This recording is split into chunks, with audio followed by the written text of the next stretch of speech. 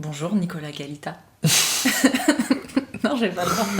Tu vas reprendre mon nom, personne ne me connaît, je dis bonjour Nicolas. Personne ne te connaît, mais tout le monde te connaît, c'est ton podcast. D'accord, mais comme dans une vraie discussion, bonjour Nicolas, j'ai pas dit bonjour Jessica Swady. En fait, je dis je suis avec Jessica Swady Oui, pour que les gens écoutent. Donc tu dis je suis avec Nicolas Galita, tu restes à la salle, et tu dis bonjour Nicolas, parce que moi tu m'appelles pas Nicolas Galita. Non, t'es pas naturel. C'est débile parce que c'est pas du tout naturel. Tu t'adresses d'abord à l'audience. Donc j'ai dit, je suis aujourd'hui avec Nicolas Galita. Bonjour Nicolas. Ok. Gic, non ? Ok.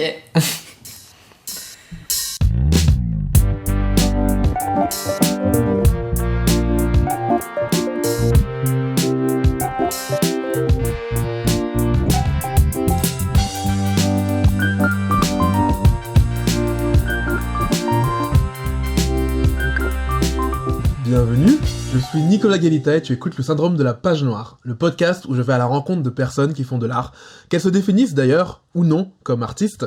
On discute de manière libre autour des enjeux de la création artistique, comment trouver l'inspiration, comment garder la motivation, et puis comment gagner de l'argent quand on est artiste, puis plein d'autres sujets. Cette semaine, je suis avec moi-même, ou plutôt je suis avec Nastasia qui m'a proposé de renverser les rôles. Vous avez été plusieurs à me demander un épisode où je serais la personne interviewée. C'est désormais chose faite. Alors on a abordé plein de sujets, l'élitisme dans l'art classique, ma rencontre avec l'art et notamment l'écriture, ma critique d'un certain art contemporain, comment faire pour monétiser de l'art sans le pervertir, et plein d'autres sujets. J'ai adoré faire cet épisode, que ce soit quand j'ai vécu le moment, mais aussi en le remontant, enfin le passant en montage. J'espère qu'il te plaira autant qu'à moi. En tout cas, ça a été très instructif, car ça m'a permis de savoir ce que ressentent les personnes que j'interviewe. Il y a au moins d'ailleurs une question que je vais un petit peu changer maintenant que je l'ai vécu de l'autre côté. Enfin bref, ceci étant dit, n'oublie pas de t'abonner, etc., etc. Installe-toi confortablement et je te souhaite une très très belle écoute. Alors bonjour à tous, je suis avec Nicolas Galita. Bonjour Nicolas. Bonjour. Bon, j'ai écouté plusieurs syndromes de la page noire pour préparer un petit peu le podcast. Et j'ai vu que souvent tu commençais par comment t'as rencontré la personne que t'interroges. Donc là, on s'en fiche un petit peu, mais de savoir comment on s'est rencontrés. Mais en revanche, je voulais quand même qu'on commence par parler du jour de notre rencontre. C'était en 2018. Et le jour de notre rencontre, on a parlé d'art et on a parlé d'opéra. Est-ce que tu t'en souviens ? Et est-ce que tu te rappelles ce que t'as dit ? Ah, je me souviens très bien. On parlait d'opéra et je disais, je dis toujours d'ailleurs, que y avait un truc. Mais en même temps, c'est ce que j'ai dit avec Jessica, ce dont on parlait avec Jessica la dernière fois, c'est l'élitisme de l'art. Moi, il y avait un truc très dans l'opéra, dans l'art graphique. Alors pas tous les arts, mais tu vois, l'art graphique et l'opéra, il y a un truc très je sais pas comment le dire parce que je sais qu'on m'écoute. C'est un truc que je sais pas si je dirais en public comme ça, mais allez, disons-le. Il y a un truc très excluant et presque raciste. Toi, il y a un truc dans cet art-là qui fait que toi, quand t'es pas, déjà les modèles qui sont représentés dans les tableaux de la Renaissance, etc. C'est toujours des blancs qui sont représentés dans l'opéra. Enfin, il y a un truc très élitiste. C'est pas raciste le mot, mais c'est élitiste. C'est à la fois classiste, à la fois élitiste, à la fois un truc auquel tu n'as pas accès. Et où on dirait les gens font semblant d'aimer. Tu vois, l'opéra, t'as l'impression que ça a l'air chiant en fait. J'en ai jamais vu. Peut-être que c'est pas chiant, mais en vrai de l'extérieur, ça a pas l'air ouf. Et j'aurais pas ce sentiment d'exclusion si parce que j'aime pas hiérarchiser les arts. C'est pas mon délire de hiérarchiser les arts. Donc je n'aurais pas ce sentiment de répulsion si jamais il y avait pas en retour une exclusion de certains arts. Toi, le rap, par exemple, quand t'écoutes le rap raconté par Zemmour, tu sens bien qu'il y a un truc de... On veut classer les arts, et par le classement des arts, on essaye aussi de classer les civilisations.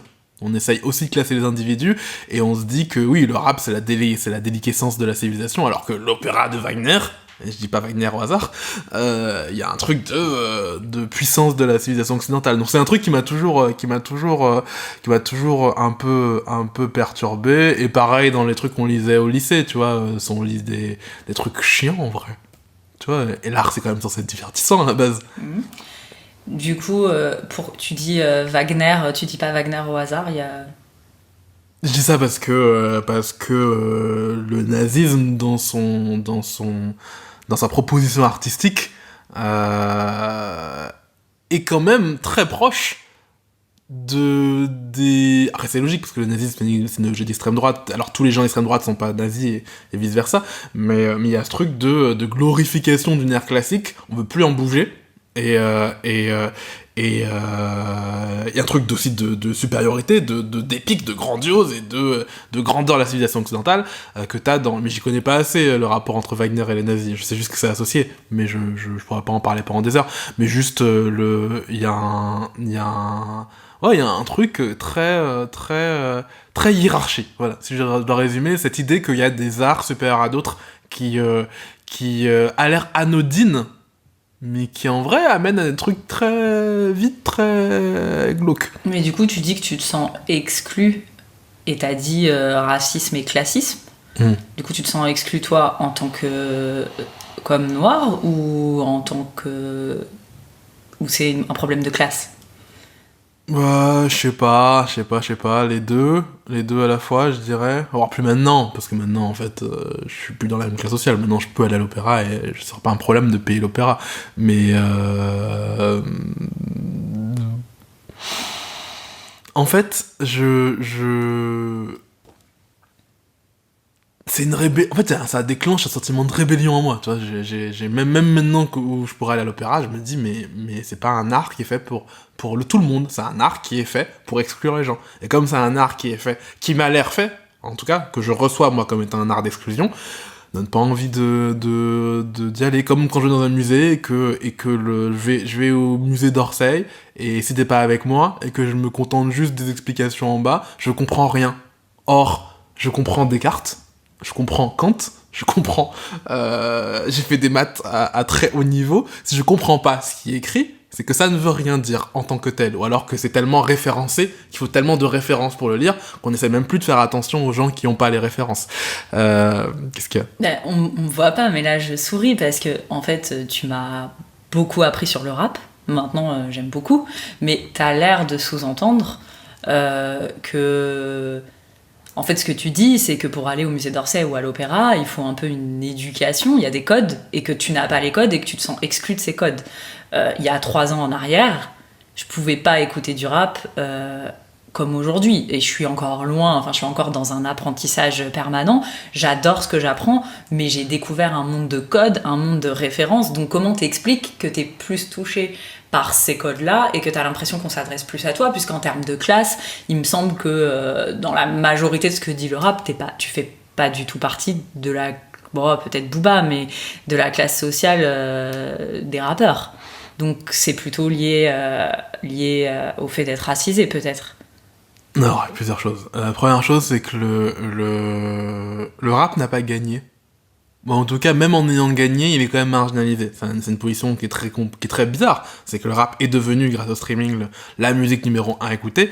Pour autant, elle n'a pas gagné en termes je tiens les rênes culturelles de la société. Et donc, comme le rap a pas gagné, l'élitisme dans le rap, il est très réduit, tu vois. Et quand c'est bien que tu prends ton exemple. Quand je t'ai présenté le rap, je t'ai pas dit écoute du Booba directement parce que je savais que Booba c'est trop complexe. Donc en fait, on a écouté du Kerry James, on a écouté du Diams, on a écouté des trucs qui en fait sont très accessibles. Et c'est ça que j'ai pas dans l'art graphique, enfin dans les peintures qu'on présente au musée. J'ai pas de truc accessible. Alors j'ai le pop art que j'ai découvert au bout d'un moment qui m'a touché, mais dans le classique, il y a pas de truc accessible, il y a pas de truc vraiment juste divertissant. Dans le rap, tu peux juste allumer du rap et alors j'aime pas Jul, tu vois, mais t'allumes du Jul, les gens ils passent un bon moment, ils écoutent, il y a le truc bande organisée là, Zumba Café, ok, et tout le monde kiffe, tout le monde, il y a un truc on n'a pas oublié que l'art c'est aussi un divertissement et auquel tu peux accéder et même si t'as pas les codes, on te propose quand même certaines œuvres qui peuvent te faire kiffer. D'ailleurs, tu vois que les gens, les tenants de la culture dominante, veulent pas de ça. Maître Gims, qui est un excellent rappeur et qui a fait des œuvres beaucoup plus compliquées à saisir, quand il fait des choses populaires, bah les gens disent « Ah, c'est nul », et il y a ce truc de critique de Maître Gims qui m'a toujours un peu étonné, parce que Maître Gims est devenu la référence. Alors, maintenant, il y a Jul qui l'a remplacé, mais à un moment, c'est devenu la référence d'un truc mauvais. Au final, le gars a une belle voix, il écrit pas moins bien que je sais pas, que Céline Dion. Excuse-moi, Céline Dion, le niveau d'écriture de Céline Dion, de Jean-Jacques Goldman, après, personne on me tombe dessus à chaque fois que je dis ça, que Goldman écrit mal, mais le niveau d'écriture d'un Jean-Jacques Goldman ou de Céline Dion, sont pas supérieurs au point qu'on puisse se moquer comme ça de Maître Gims. Il y a un truc dans la moquerie d'un Maître Gims qui me paraît être ancré dans des choses, ouais, à part le racisme, en fait, à part le fait qu'il est noir, ou qu'il chante un truc de noir, Orelsan, il a une chanson que j'adore, j'ai oublié comment elle s'appelle, mais elle est avec Maître Gims, où il dit, j'aurais pu faire plaisir au Front National, je sais plus comment il dit, j'aurais pu donner aux racistes de l'espoir, mais je fais de la musique de noir, voilà. Orelsan le dit, il dit, je fais de la musique de noir, et tu vois le traitement que ça a. Franchement, Maître Gims, à part le fait qu'il fait de la musique de noir, je vois pas trop ce que les gens lui critiquent. Parce que les critiques qu'on lui fait sont... Pour la haine qui est déclenchée par Maître Gims, elle devrait être déclenchée par je sais pas, il y a tellement de gens qui chantent des trucs légers. Et d'ailleurs, tu remarqueras que la personne maintenant, parce que maintenant, je me suis pas réactualisé, en fait, la personne qui déclenche la haine que Maître Gims déclenchait, c'est plus Maître Gims, c'est Nakamura. Et Nakamura, pareil, à part être noire, je vois pas ce qu'elle a qui énerve à ce point les gens, en fait. Du coup, c'est un peu un rejet militant, l'art de blanc, que tu as l'air de l'opéra, le musée, c'est que ton militantisme fait que t'as pas envie de t'intéresser à ce genre d'art-là et que tu trouves injuste. Je le concevais pas comme ça, tu vois, quand j'avais 14 ans, il y a pas de militantisme. Je me rappelle, je voulais écrire un livre qui s'appelait Éloge de l'inculture.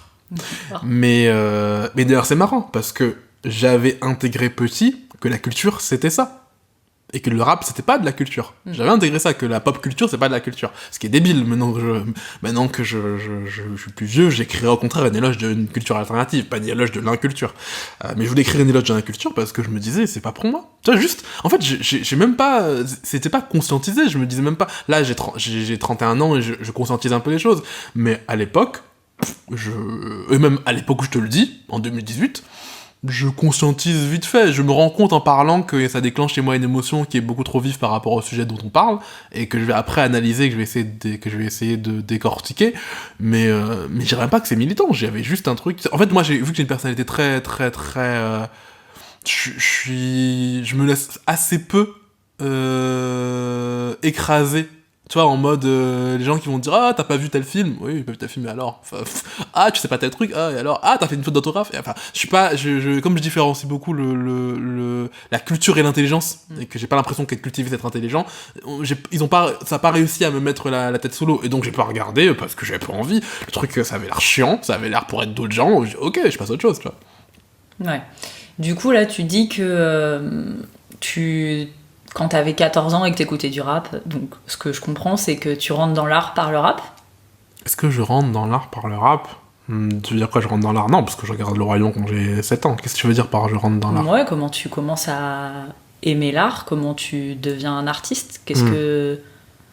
Moi, ce que j'entends, c'est qu'il y a le rap, déjà, qui est déjà là depuis que t'es jeune, et il y a aussi l'écriture, puisque tu dis j'avais envie d'écrire un livre... Ouais, non, c'est l'écriture avant le rap. Hein. Le rap, ça arrive... En vrai, le rap, ça arrive tard. En vrai, le rap, ça arrive... Non, le rap, ça arrive tard. Tu vois, quand je me mets à écouter du rap, vraiment, je suis déjà après le bac. Enfin, c'est très tard. En vrai, parce que j'ai été exposé au dancehall, donc au raga, pour le dire de manière plus vulgarisée.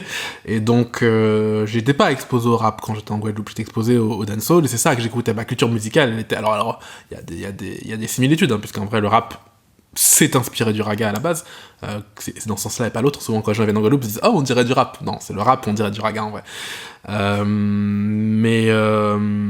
Non, ma première immersion, c'est... je lis le Club des 5. Ma mère, elle a le Club des 5, c'est un truc qu'elle adore, alentour du Club des 5. Et donc, j'en ai bouffé. Parce qu'il y en a plein en plus des épisodes du Club des 5, ma bibliothèque elle en est remplie, enfin la bibliothèque de mes parents. Je trouve ça cool, et je commence en classe à faire des rédactions, et tous mes personnages s'appellent François.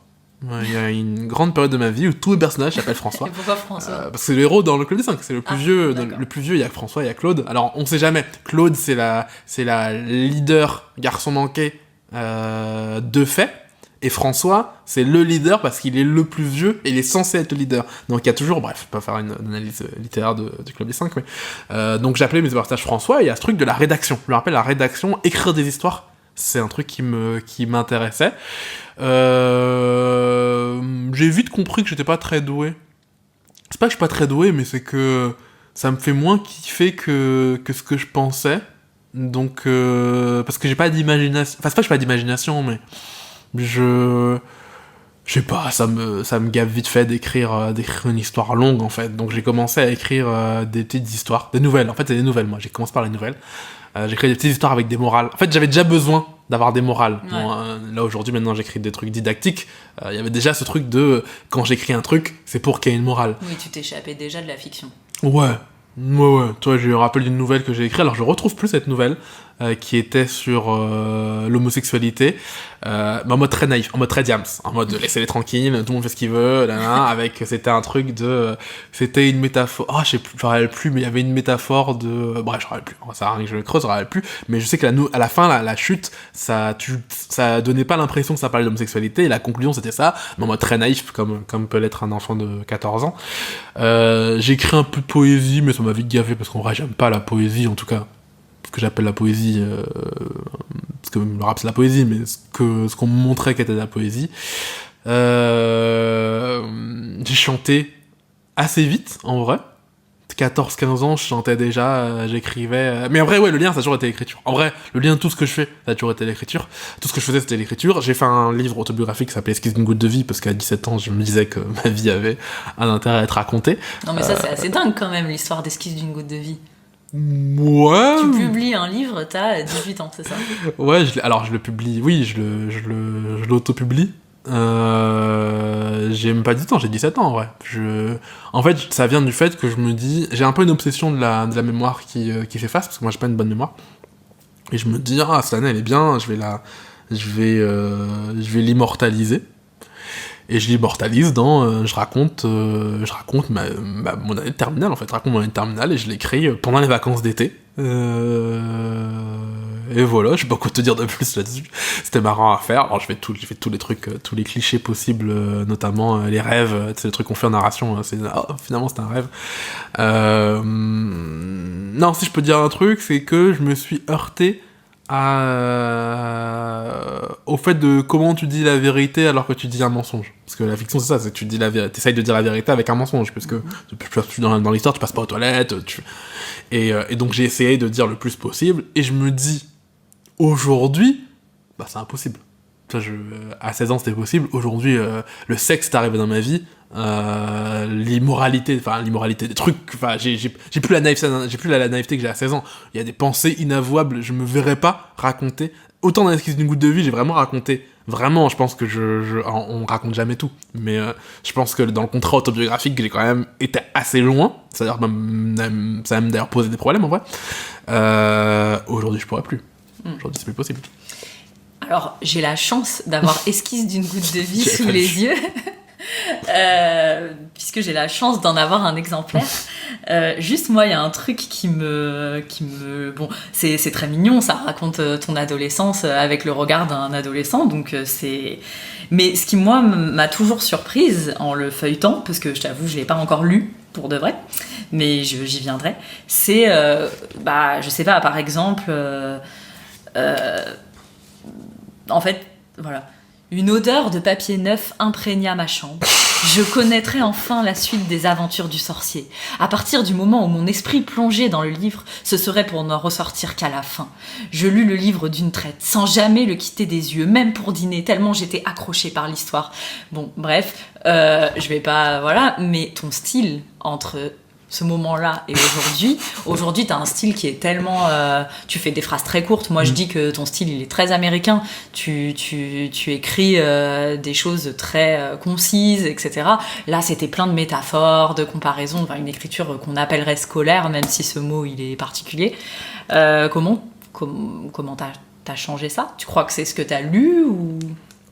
Bon là, tu prends un passage où il n'y a pas de fulgurance de ce que je suis aujourd'hui.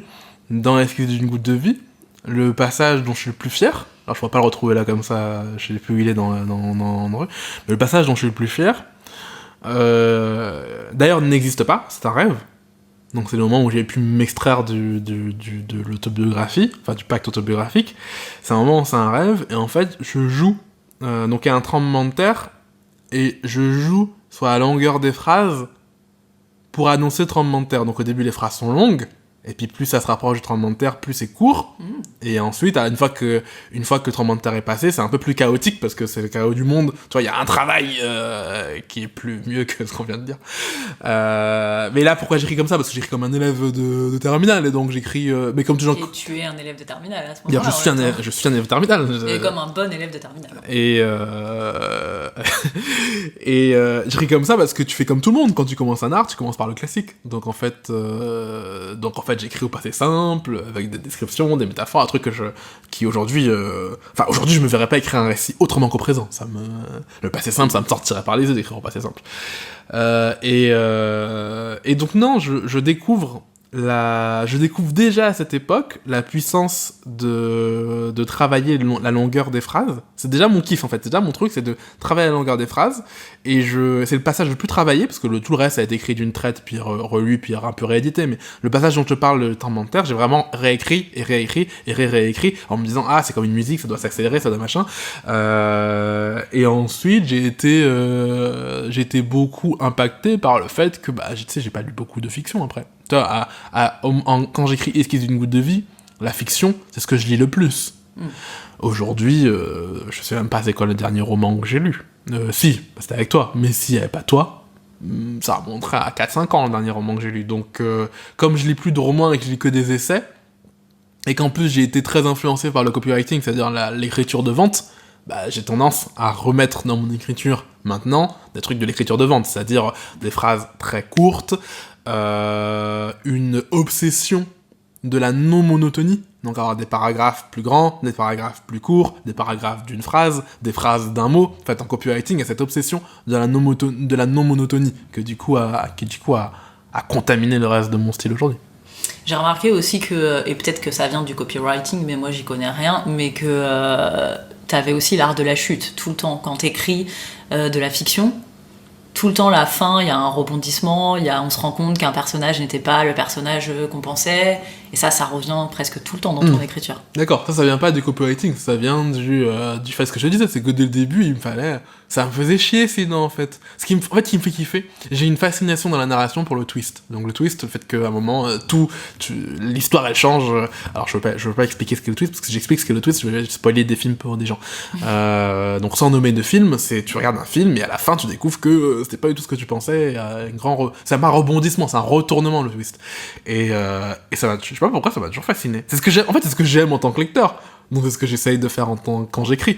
Je fais des trucs avec des fortes chutes, où tu peux relire. Et c'est ce que j'aime aussi quand j'écoute du rap. J'aime le rap où je peux réécouter. C'est pour ça que Kerry James c'est cool. Tu vois, je passe toujours un bon moment quand j'écoute la première chanson. Enfin, la première fois que j'écoute du Kerry James, je trouve ça incroyable. Je prends une claque. Genre Lettre à la République, c'est une claque dans ma vie.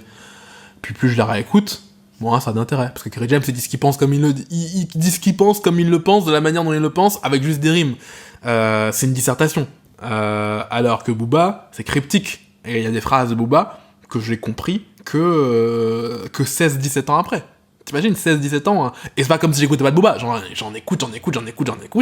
Et parfois, c'est la même chanson, c'est au bout de la millième écoute que je vais commencer à comprendre ce qu'une phrase voulait dire. Donc ceci étant ce qui me fascine, j'essaie de le refaire quand j'écris. Ouais. Donc on revient à l'écriture, donc là on en était à Esquisse d'une goutte de vie. Moi je me disais, est-ce que l'écriture, c'est parce que on sait que t'as des problèmes à articuler et que c'était plus facile pour toi de passer par l'écrit que par l'oral, ou t'aimais déjà l'oral? Non, parce que en vrai, l'articulation, je m'en rends pas compte dans ma tête. Je me rends compte avec le feedback des gens. Donc moi dans ma tête je parle normalement. De la même manière que la première fois que j'ai écouté ma voix en anglais, j'ai halluciné parce que moi je me moquais des anglais qui avaient un accent français. Et j'ai découvert en Erasmus, en vidéo, que j'avais un fort accent français moi aussi. Donc en vrai dans ma tête quand je parle anglais, moi je parle anglais comme un Californien. Non, c'est pas ça du tout. Comment je suis venu à l'oral? Je suis venu à l'oral parce que... alors j'ai toujours été bon en exposé, etc. Ça a jamais changé. Enfin, ça a toujours été là. Non, le déclic de l'oral, il vient à mon bac. D'ailleurs, il est raconté dans Esquisse d'une goutte de vie, parce qu'Esquisse d'une goutte de vie, en fait, je l'écris à la fin du bac, et il finit à la fin enfin, en septembre. Donc, en fait, il y a 2-3 mois où Esquisse d'une goutte de vie s'écrit, alors que enfin, je vis et bref, oui, je veux dire, il y a un moment où Esquisse d'une goutte de vie raconte une période que je suis en train de vivre au moment où je l'écris. Et donc, il y a le bac. J'ai mon bac, et en fait, comme je suis en Guadeloupe et que j'ai une mention très bien, et en fait, alors, j'avais pas une incroyable mention très bien, j'ai une mention très bien à 12 points près, sur les 600 qu'il y avait, j'ai eu vraiment une justesse, je vais avoir 7,04. En revanche, comme il y avait un système un peu à la Miss France, donc il y avait chaque lycée, donc j'étais la meilleure mention très bien de mon lycée à moi.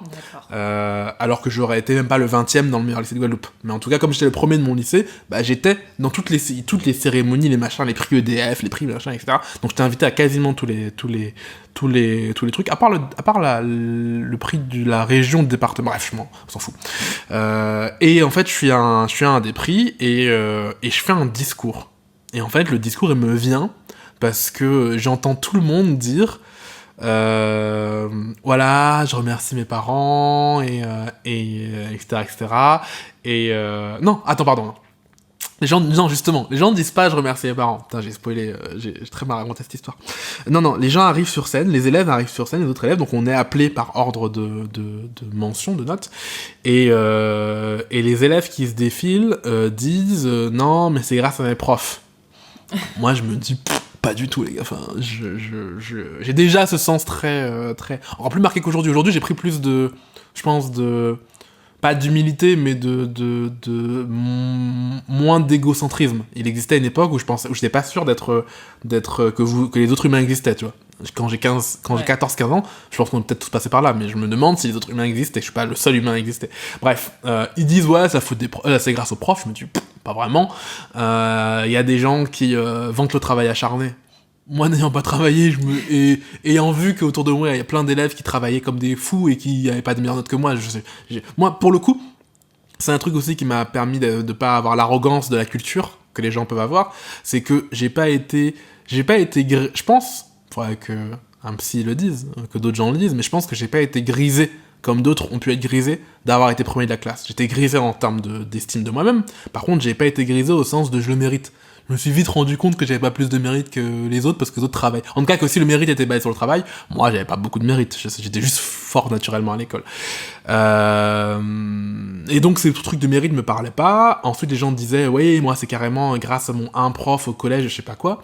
Et je me suis dit, pour rigoler, mais vraiment, pour me foutre de leur gueule, je vais dire, c'est grâce à mes profs de maternelle.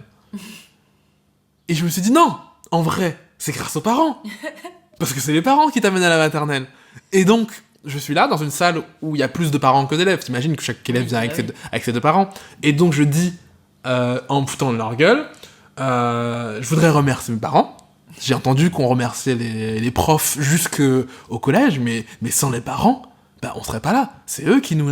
Et je suis emporté par mon truc parce que j'attends que les gens rigolent, tu vois, mais rigolent pas, ils sont premier degré. Et là, j'ai eu une standing ovation. Mais je te jure, les gens il y a un reportage, je t'avais montré, j'ai encore les images de reportage où le mec dit un orateur qui a battu les records de l'applaudimètre. Mais c'est parce qu'en fait, je me fous de leur gueule. Et après, c'est bien écrit, tu vois, c'est bien raconté, mais je me fous de leur gueule. Et d'ailleurs, je place au passage un truc qui pour le coup était sérieux, qui était beaucoup de gens ont parlé du mérite et du travail, je suis pas d'accord. J'avais une camarade qui en fait avait des problèmes avec des problèmes familiaux, au point que son père est venu, elle leur a balancé un cocktail Molotov. Et donc la meuf a été brûlée xème degré, elle a arrêté 3 mois de cours, alors elle a eu son bac, parce qu'elle était déjà assez bonne à l'école, mais évidemment sa note a été affectée. Et je me dis, mais en fait, c'est pas une histoire de mérite, c'est une histoire de moi dans ma famille, il n'y avait pas ça. Et ma famille, je suis fils de prof, donc en fait, j'avais tout pour réussir. Enfin, j'avais déjà conscience que j'avais de la chance en fait. Que j'avais pas tant de mérite que ça. D'ailleurs, juste après ce truc-là, une radio est venue m'interroger en me demandant, justement en rebondissant sur mon discours, en disant est-ce que j'ai eu mon bac à ma mention grâce à la chance ou grâce au travail? Et je me rappelle avoir répondu un truc du style, bah, c'est une question piège, parce que si je dis j'ai eu grâce à la chance, ça fait un peu le mec, et si je dis j'ai eu grâce au travail, en vrai je mens, donc je sais pas comment vous répondre. Bref, tout ça pour dire que c'est à ce moment-là que je vis une sensation, tu vois, les gens qui m'applaudissent après ce discours, c'est incroyable. Mais vraiment, cette sensation, c'est un des meilleurs moments de ma vie, tu vois, ah oui, vraiment, je l'identifie comme étant un des meilleurs moments de ma vie, et je me dis, je me le dis pas encore qu'il faut que je fasse ça. Toi, comme beaucoup de gens, je passe à côté de ma grande révélation. C'est quand tu racontes en rétrospectif que tu dis, voilà, j'ai fait ça, qui donc a fait ça, qui donc a fait ça, qui est d'ailleurs le concept d'une histoire, c'est la causalité. Donc quand tu racontes une histoire, tout a un lien de cause à effet. Mais en vrai, sur le coup, je me dis juste, j'ai une espèce d'orgasme intellectuel comme ça, et puis c'est tout. Je sais pas le refaire. Ok. Donc là, après, se passent des années où tu continues à écrire, parler dans ton travail. Non. Après, se passe une année de coupure. C'est-à-dire que autant j'étais extrêmement prolifique... Ah non, j'avoue, si. Va s'enchaîner la période la plus prolifique de ma vie. Donc j'ai eu mon bac, prépa, et je réalise en te le disant, je l'avais jamais formulé comme ça. Je crois que c'est parce que en fait, en prépa, t'es dans un carcan. T'étais là et t'es censé travailler tout le temps. Alors, je travaillais pas tant que ça, mais je travaillais quand même beaucoup plus qu'au lycée. Que je m'échappe avec de l'art. Et donc, je commence à beaucoup chanter, je commence à faire des films. J'ai un clip, si vous tapez Je t'aime en braille sur YouTube, vous allez trouver Je t'aime en braille. Donc, Je t'aime en braille, notez bien, Je t'aime en braille sur YouTube, c'est une pépite. Mais c'est une parodie, ce qui est moins... Moi, j'aime bien, ouais. Mais ce qui est dommage, ça ne ressort pas assez, je trouve, par rapport à ce que j'ai vu. Ça ressort beaucoup À l'époque, j'étais naïf, et je ne voyais que comme beaucoup de gens qui écoutent du rap aujourd'hui, je ne voyais que le texte, et pas la forme. Or, la forme n'étant pas... Il n'y a pas d'indice dans la forme que c'est parodique. Du coup, quand tu écoutes distraitement, même la première fois, t'as l'impression que c'est un texte, c'est un truc sérieux. Alors que dedans, il y a des trucs comme t'inquiète pas, l'amour sera roi, mais enfin, on sait que l'amour est roi, mais comme tout le rang, on le décapitera. Enfin, le truc est une critique en fait des chansons d'amour. Il est pas au sérieux. Bref, tout ça pour dire, je fais plein de trucs, je fais des clips. Donc l'art te sert à t'échapper de la prépa. Je sais pas, en vrai, là, on rationalise. En vrai, je suis là, je fais de l'art, et point. Comme on disait avec Héloïse dans l'autre podcast, je suis là. C'est juste, je kiffe. Un gars me dit un jour, pourquoi tu fais pas du dancehall, toi aussi, du raga? Alors, je lui dis, bah, parce que je sais pas. Il dit, mais t'en écoutes tellement, forcément, tu sais un peu. Je dis, oh, j'avoue. Je teste. J'avoue, je sais un peu. Et donc, je fais. Et puis, c'est pas ouf, mais ça me fait kiffer. On est là avec ma sœur, on découvre Audacity, le logiciel de montage, et ça apprend des trucs, tu vois, là. Je rigole parce qu'on est en train de faire le podcast et qu'on est branché sur un logiciel pour enregistrer ma voix, là, qui ressemble à Audacity, que j'ai utilisé quand j'avais 14 ans. Donc en fait, c'est des compétences que j'ai développées sans... Il n'y avait pas de point de vue. Maintenant, je dirais toujours, voilà, développe tes compétences parce que ça va te servir et tout. Je le faisais pour le pur intérêt de le faire. Il n'y avait pas d'autre visée que j'apprends Audacity à monter de la voix parce que j'ai envie de savoir comment chanter, j'ai envie de savoir comment ça fait quand on chante, j'ai envie de savoir... En fait, c'est ça. J'avais un désir de savoir ce que vivaient les artistes quand ils le faisaient. Donc, j'avais envie de savoir à quoi ressemblait faire un film, à quoi ça ressemblait de chanter, à quoi ça ressemblait d'écrire, et en fait, j'ai fait plein de trucs comme ça, et il se trouve qu'écrire, j'étais bon. Autant je voyais que chanter, j'étais pas bon, autant je voyais qu'écrire, j'étais bon, et donc j'ai fait plein d'art comme ça en prépa. En fait, c'est pas en prépa que j'ai arrêté l'art, c'est en école de commerce. L'école de commerce a tué totalement mon expression artistique. Tu vois, même en prépa, j'avais un blog qui s'appelle alors qui est plus en ligne maintenant, c'était la tagline, ça va être le plus blog que tu connaisses, la blogacité sans limite. C'est un délire comme ça, et il y a des trucs très artistiques, il y a beaucoup de textes artistiques, et en fait la prépa, l'école de commerce a tué ça. Parce qu'en école de commerce, s'ouvrait à moi un horizon de plein d'autres choses qui font que j'ai pas développé ça. Et je pense aussi la réaction des gens. Ouais, j'avais pas encore la maturité pour voir que... Tu vois, quand je montrais mes clips aux gens, en prépa, ça les faisait rire. Il y avait ce côté, ouais, non, c'est un peu honteux, mais ça les faisait quand même rire, tu vois. Quand j'ai montré en école de commerce, il y avait ce côté, non, mais c'est honteux, en fait. Ouais. C'est juste... Et les gens le mettaient pour se foutre de ma gueule quand ils le mettaient, tu vois. Et moi, je me disais, ça aurait compris, c'est trop bien. Moi, je vois que c'est trop bien. Franchement, Je t'aime en braille, j'affirme que Je t'aime en braille a le potentiel de faire un hit. Chanté par un bon chanteur. Mais n'empêche, c'est une bonne chanson. Et Moi, je trouve que Je t'aime en braille, c'est bien. Et ton rap que t'as fait quand t'étais ado, je trouve que c'est bien. Oui, mais c'est mal chanté, tu vois, c'est ça. Et du coup, c'est ce qu'on disait avec Héloïse, comme les gens se focalisent sur la technique, bah, ils vont être obnubilés par le fait que la technique est pas au top, et on peut pas leur en vouloir. Quand c'est pas toi qui as fait le truc, ou quand t'attends que si t'as pas la technique, elle va t'empêcher d'écouter le truc. C'est comme un podcast, prendre un podcast. Un podcast, même si le texte il est bon, même si ce qu'on dit est bon, si le son est vraiment pas bon, bah, c'est dur d'écouter, donc je comprends. Mais il y avait ce truc, en tout cas, en école de commerce, qui était ouais, il n'y avait pas cette valorisation de l'art qui fait que j'ai un peu... Je sais pas si c'est ça qui a fait que j'ai arrêté, mais en tout cas, j'ai arrêté pendant très longtemps, en vrai. J'ai arrêté longtemps. J'ai arrêté très très longtemps. Et le côté artistique est revenu parce que j'ai commencé à écrire des blogs, mais dans le but de gagner ma vie avec ces blogs, même si ce but n'a jamais été fait comme ça, mais enfin n'a jamais été accompli. Et c'est ce retour de l'écriture. Enfin, c'est en réécrivant que j'ai repris goût à l'écriture et que j'ai refait des choses. Et en vrai, bah il y a aussi ma rencontre avec toi en vrai. Si on essaye de vraiment débloquer le truc et de se dire, en fait, je suis un artiste. Ce qui n'était pas le cas avant. Avant, je me disais pas, je suis un artiste. Avant, je me disais, j'écris, tu vois. Et là, je me dis, non, en fait, je suis un artiste. Et on peut être un artiste. En fait, être artiste, c'est pas être connu. Être artiste, c'est pas être un bon artiste. J'aime beaucoup Thomas sur ce podcast qui disait, bah, moi, je fais de l'art. C'est juste que je fais pas forcément du bon art tout le temps, mais c'est quand même de l'art. Et que les gens se disent, bah oui, il y a un truc très pompeux à dire je suis artiste, tu vois. C'est devenu un truc sacré, et qui d'ailleurs, ça vient des gens de la culture de l'opéra et du classique et de l'art graphique, hein, parce que il y a ce truc de un artiste, tu vois, dans ce genre d'art. Il y a un truc, c'est un dieu l'artiste, tu vois. Là non, je suis juste de l'art, c'est-à-dire de l'expression de soi. C'est-à-dire que je vais définir l'artiste comme étant quelqu'un qui a besoin de s'exprimer régulièrement, sinon il va pas bien. Voilà, je vais une définition très très simple. Quelqu'un qui est là et qui a besoin de faire de l'expression de soi, peu importe comment il le fait, ou comment elle le fait, et sinon il va pas bien. Et c'est ce que je trouve dans l'épisode avec Valentine qui était ouf, c'est qu'elle te dit à chaque fois qu'elle arrête de faire de son art, elle déprime. Et moi c'est pareil, à chaque fois que j'ai mis trop de distance avec l'écriture, mon bien-être s'en est trop trouvé impacté. Là où je trouve qu'il y a quand même un paradoxe, c'est que depuis tout à l'heure, tu expliques comment tu as développé des compétences en faisant de l'art, comment finalement, là où tu trouves que c'est pas si bon, c'est parce que tu chantes pas si bien.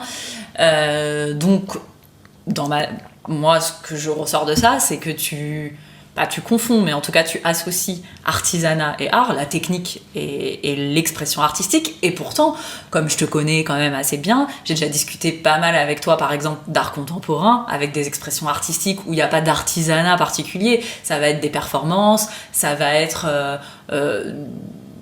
le truc pour caricaturer, quand les gens disent mais ça moi aussi je peux le faire, mais juste parce que c'est une expression artistique. Et là tu es assez critique là-dessus la plupart du temps. Du coup pour toi l'art c'est de la technique ou pas? Non, mais je suis critique de l'art contemporain pour... En fait, l'art contemporain devrait avoir tout pour me plaire. Le problème de l'art contemporain, c'est que comme il a voulu être lui aussi validé par la culture dominante, il en a repris certains codes, dont l'élitisme. Donc ils ont réussi, malgré le manque de technique, à faire un truc élitiste. C'est-à-dire que si jamais toi tu refais à monochrome, On te dira c'est nul, on te dira ça a déjà été fait. Si tu refais un urinoir comme Marcel Duchamp, là, Ducamp, je sais pas comment ça s'appelle, on te dira non, il y a un truc de... Moi, ce qui m'a dérangé dans l'art contemporain, dans cette partie de l'art contemporain, parce que, encore une fois, on dit art contemporain, alors qu'en vrai, tu vois, Jessica que j'ai eu dans la podcast, elle fait de l'art contemporain. Mais quand on dit art contemporain, on imagine ce truc de la démarche. Enfin, les gens qui ont une démarche. Et les gens qui mettent un plug anal au milieu de la place Vendôme, quoi. Ça qu'on imagine quand on imagine art contemporain. Et en fait,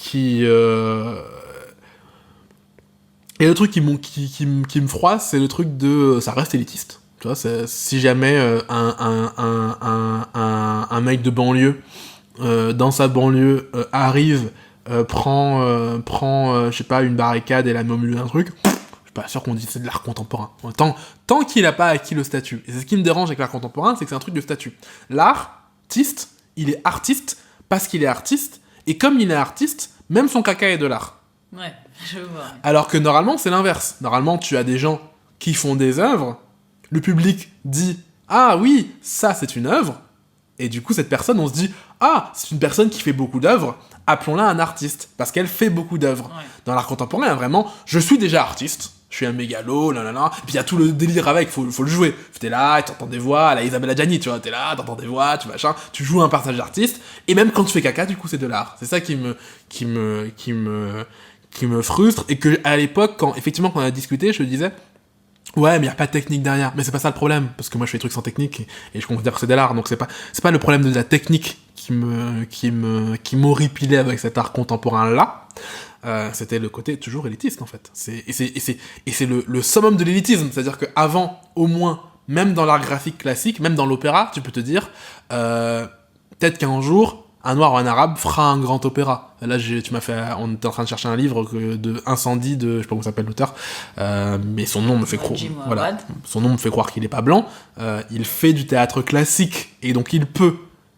Alors que l'art contemporain, c'est fini. On a fermé la porte à tout jamais aux outsiders. Il y a des gens, c'est des artistes, ils sont nés artistes et leur caca c'est de l'art. Bah du coup, ouais, on est vraiment exclus là pour le coup. Mais par exemple, toi et moi, on est allés au Palais de Tokyo voir une expo sur le film Les Misérables et la haine. Donc, c'était des artistes qui avaient travaillé autour de ces deux films.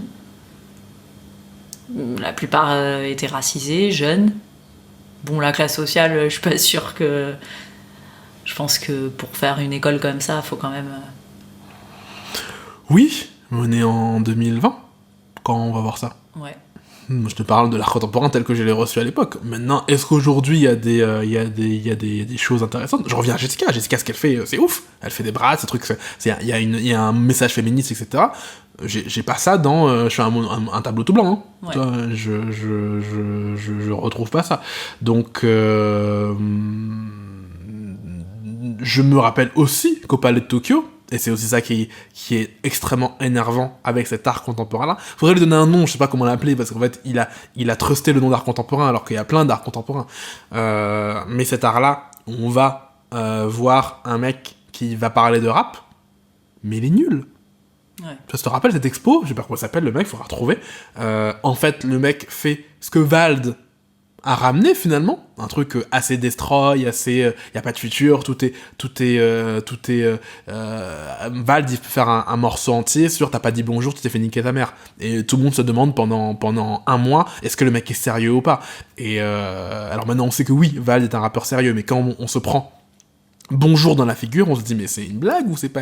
Voilà, on se prend... Il y a un truc très art contemporain dans Vald, mais bien fait, parce que c'est pas la technique qui est important, c'est l'amour de l'art que tu fais. Là, cette expo que j'ai vue, à part un crachat à la gueule au rap pour dire qu'en fait, il suffit de raconter n'importe quoi sur une instru et ça devient du rap, et comme je suis artiste contemporain, je peux le faire, bah j'ai pas vu... j'ai pas senti le respect pour le matériau. Peut-être que c'est ça que je veux dire en fait quand je dis la technique. C'est le respect pour le matériau et le respect pour la culture qui t'a précédé sans révérence. Et le respect pour les autres cultures. Tu vois, dans cet art, dans le Palais de Tokyo, tu racontes le rap, c'était horrible en vrai. Ok. Du coup, nous là, on s'est arrêté dans ton parcours sur... Tu fais un blog. Et après, comment t'arrives à... Je fais un podcast sur l'art. Il se passe quoi au milieu? Il se passe quoi au milieu? Il se passe l'atelier. Donc l'atelier Galita, c'est un projet que j'ai créé début 2020. Parce que à la base j'avais arrêté d'écrire parce que l'écriture en vrai c'est violent d'écrire des trucs, des essais, parce que quand tu écris des essais, les gens sont pas d'accord, ils te le disent violemment. J'ai écrit un article sur la non-monogamie, c'était horrible, les gens ils m'ont... Alors, c'est horrible parce que on a un biais de négativité qui fait que le cerveau se rappelle des trucs négatifs. J'ai aussi reçu plein de messages de gens, d'ailleurs que des meufs, qui me disaient je suis contente, t'exprimes à voix haute un truc que je peux pas exprimer, c'est merci. Mais j'ai aussi reçu des gens qui m'ont écrit au premier degré Vadere trop Satanas. J'ai reçu des messages de religieux qui m'ont dit c'était le diable. Enfin, on a appelé à ma démission, on a appelé mon patron pour que je démissionne. Enfin, le truc a été d'une violence inouïe. Et en fait, ça me fait une panne d'écriture. Donc j'arrête d'écrire pendant quasiment 1 an, ce qui m'était pas arrivé depuis longtemps. Donc toi, tu considères que les articles, parce que ça, peut-être pour les gens, c'est important de le dire, que tes articles, c'est de l'art. Oui, je me prends pas trop la tête. Je pense qu'on pourrait débattre, mais je me prends pas la tête entre est-ce que de la philosophie c'est de l'art ou est-ce qu'un essai c'est de l'art. En tout cas, ce qui est sûr, c'est que je mobilise des facultés artistiques. Je sais pas si c'est de l'art, mais en tout cas, je dois regarder le texte, j'essaye de faire un style, enfin, j'écris pas, pour donner envie de lire, même dans un article qui parle de racisme, je suis bien obligé de donner un style, je suis bien obligé de donner un rythme, je suis bien obligé de faire plein de choses qui font qu'ils sont bons, pas quand ils sont bons, ils sont pas bons juste parce qu'ils mettent le doigt sur une notion, ils sont bons parce qu'ils sont aussi bien écrits. Ouais. Donc du coup tu arrêtes après l'article sur la monogamie. Et panne d'écriture et parce que c'est violent. Et en fait, je reviens sur selle avec un article sur l'affaire du slip français, où c'est 2 salariés du slip français qui il y avait un blackface et une meuf qui avait fait c'était pas en noir et qui a fait le singe, je sais pas, bref. Un truc assez peu intéressant pour qu'on en reparle, mais en tout cas qui a déclenché chez moi l'envie d'écrire. En fait, la réaction des gens face à cette affaire qui m'a donné envie d'écrire un article qui s'appelle Je suis blanc, est-ce que je peux parler de racisme, avec cette idée de comment on fait pour écouter des gens qui te disent qu'un truc est raciste sans se braquer. Et que j'ai essayé d'ancrer dans le fait que j'ai une position particulière, parce que je suis un homme et je suis noir. Ce qui veut dire que sur le patriarcat, je suis de mon côté, et sur le racisme, je suis du mauvais côté. Enfin, pourtant, quand je dis bon côté, mauvais côté, je veux dire un côté opprimé, un côté oppresseur. Je suis pas sûr que c'est d'être du bon côté que d'être du côté de l'oppresseur, mais... Ce que je veux dire, c'est que cette intersection fait que j'ai essayé de voir tous les problèmes que moi j'ai posés aux meufs autour de moi, quand on m'a dit que j'étais sexiste et que je l'ai pas accepté. La première personne qui me dit que je suis sexiste, en vrai c'est Mélissa. À chaque fois je dis que c'est Amélie, mais en vrai c'est Mélissa. Elle me le dit, mais en fait à ce moment-là je suis dans le déni. Donc elle me le dit, mais ça glisse sur moi. Tu vois, elle me dit, quand Mélissa me dit qu'elle considère que je suis sexiste, que je fais des trucs sexistes, c'est tellement absurde pour moi que je ne l'enregistre même pas. Et après vient Amélie, avec qui je vivais, et donc on dispute sur les tâches ménagères, et elle me dit que c'est sexiste, et là, ça par contre, c'est la colère. C'est plus le déni, c'est la colère, et donc pendant 6 mois, je débat, etc., et jusqu'à un jour rendre les armes et dire, ok, j'avoue, en fait, te laisser faire le ménage, même si je le faisais pareil avec mon ancien coloc, donc Cyril, même si c'était pareil, c'est pas pareil quand même. Parce qu'en fait, c'est un système. Dire que toi, effectivement, tous les garçons avec qui t'as été en colocation t'ont laissé faire le ménage. Alors qu'avec Cyril, nous, on faisait une guerre de ménage, on était là, et c'était au premier qui craquait, tu vois. Et donc, il y avait ce débat c'était ça, en fait, la répartition du ménage entre Cyril et moi, c'était, tu craques, c'est toi qui fais le ménage. Tu craques, tu fais la vaisselle. Donc, parfois, il y a eu des 3 mois de vaisselle empilés, parce que personne ne craquait. Et voilà, c'est comme ça qu'on c'est une manière très conne, hein, de répartir le ménage. Ne faites pas ça chez vous. Mais c'est comme ça que nous, on répartissait le ménage, et donc, en fait, j'ai essayé d'évoluer, de déconstruire, J'aime vraiment parler de ces choses-là parce que de ce côté de la barrière, je parle toujours du côté raciste, parce que quand tu parles de ce côté-là, il y a le problème qui est que quand tu racontes une histoire, elle a toujours l'air logique, elle a toujours l'air, tout a l'air tout bien. Tu vois, les gens voient pas les coulisses. Donc si je racontais dans un article comment j'ai essayé de diminuer mon sexisme, on aurait l'impression que je suis un modèle à suivre. Ouais. Ce qui n'est pas le cas. Donc je suis en général mal à l'aise pour en faire des articles, alors que je pense qu'il y a vraiment un truc à dire sur comment on peut essayer de se déconstruire. C'est un travail qui finit jamais. Mais en tout cas, même si je ne publie jamais d'articles sur ce côté-là, je m'en alimente pour écrire l'autre côté. Et quand je dis à des gens dans mon article, je suis blanc, parce que je parlais de racisme, je leur dis ne te braque pas, je sais que c'est dur. C'est pas une figure de style, parce que je sais vraiment que c'est dur, parce que moi je me suis braqué, et je me braque encore, et j'ai beau le dire là aujourd'hui, faut pas me braquer, il y a 3 chances sur 4 que la prochaine fois qu'on me fasse remarquer un truc sexiste, je me braque encore. Donc quand je dis à quelqu'un, quand on te dit que c'est raciste, essaye de pas te braquer, je le pense vraiment, j'ai vraiment une forme d'empathie des deux côtés entre grosses guillemets. Mais je sais pas pourquoi je raconte ça. Parce que c'était ce qui faisait que cet article était incroyable. Donc t'as écrit cet article, tu t'es remis. Ah oui, ce qui a fait que donc c'est la colère qui me fait écrire. Je me remets en selle et là je découvre une plateforme qui s'appelle Substack. Je ne saurais que trop recommander Substack aux gens qui écrivent parce que c'est des petits changements qu'on néglige parce qu'ils sont petits. Et qui en fait sont incroyables. Donc dans les petits changements qu'il y a dans Substack, c'est que déjà tu écris, donc c'est une plateforme qui fait t'as une sorte de blog newsletter, c'est un mélange blog newsletter, donc à la fois c'est des articles, à la fois c'est des emails, ne les reçoivent, comme c'est des emails, que les gens qui sont directement abonnés à toi. Qui est un des problèmes des réseaux. C'est les gens qui m'insultaient sur les réseaux, notamment LinkedIn. Hein. LinkedIn, c'est un des réseaux on parle souvent de Twitter et de YouTube, mais LinkedIn, c'est un des réseaux les plus violents que je connaisse. C'est extrêmement violent. LinkedIn, les gens t'insultent parce qu'ils te connaissent pas. Et donc, en fait, parfois, déjà, ils vont prendre mal un truc que tu dis parce qu'ils connaissent pas ils voient pas d'où tu le dis, donc ils le prennent en contresens. Parfois, juste, ils avaient pas envie de voir ça ils ont le droit, ils ont pas envie de voir ça dans leur fil. Et comme sur LinkedIn, bah, tu vois les trucs que tes deuxièmes relations voient, et que l'algorithme est très mal fait, bah en fait, c'est ça le problème de LinkedIn, c'est qu'il y a un algorithme qui ramène plein de gens que tu connais pas. Et donc, en fait, sur LinkedIn, se passe très vite ce qui se passe sur Facebook et Twitter, mais à grande échelle. Sur Facebook ou Twitter, quand tu fais un buzz, tu finis par avoir des gens d'extrême droite qui te parlent. Sur LinkedIn, ça arrive très vite. LinkedIn, en 3-4 personnes, t'as déjà des gens de très différents de toi qui te parlent, qui s'énervent. Par email, c'est plus possible. Parce que par email, ça passe deux choses. Les gens ont activement demandé à recevoir de tes nouvelles.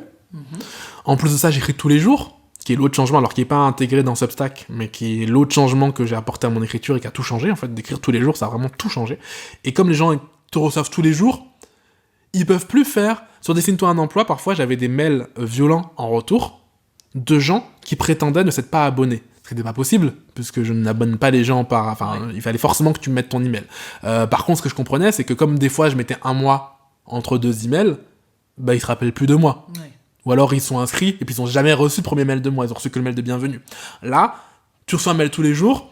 En vrai, si tu restes, c'est que tu veux plus te plaindre, tu te désabonnes, mais donc je reçois déjà beaucoup, même par mail, je reçois même pas autant de mails violents que ce que je recevais sur Dessine-toi un emploi. J'en ai reçu au début de l'atelier, maintenant c'est fini, parce que en fait les gens sont juste désabonnés. Et en plus de ça, comme c'est par email, il y a moins ce côté, on essaye d'avoir raison devant la foule, et on se braque. Et je dis bien on, donc je m'intègre là-dedans. Quand je débat avec quelqu'un sur LinkedIn, il y a tendance à être plus dans le... Tu vois, il y a un truc qui fait que... T'es sur le ring, quoi. Ouais, t'es sur une arène. Alors quand tu viens en message privé, c'est déjà moins le cas. Bah, l'email, c'est déjà un message privé. Donc ça a révolutionné ma pratique, et je me suis mis à écrire, du coup. Tous les jours. Après avoir lu un livre qui s'appelle Show Your Work, Montrer votre travail. Et je me suis mis à écrire tous les jours, en attendant de montrer mon livre. Livre qui n'est toujours pas sorti. J'ai encore des galères avec la prestataire, mais du coup, je me mets à montrer des choses, et surtout, là où ça a changé, c'est qu'il y a une Substack permet une partie premium, donc les gens payent pour avoir certains emails, donc là les gens payent pour les emails du week-end, et dans les emails du week-end, j'ai commencé à m'autoriser, à nouveau, à faire là pour le coup de l'art de manière indubitable. Autant sur les essais on peut se demander si c'est de l'art, les nanopensées, c'est totalement de l'art. Quand je fais des chansons, c'est totalement de l'art. Donc je refais de l'art, mais à plus petite échelle, avec moins de gens qui regardent. Parce qu'en vrai, je conseille toujours à un artiste de montrer à des gens.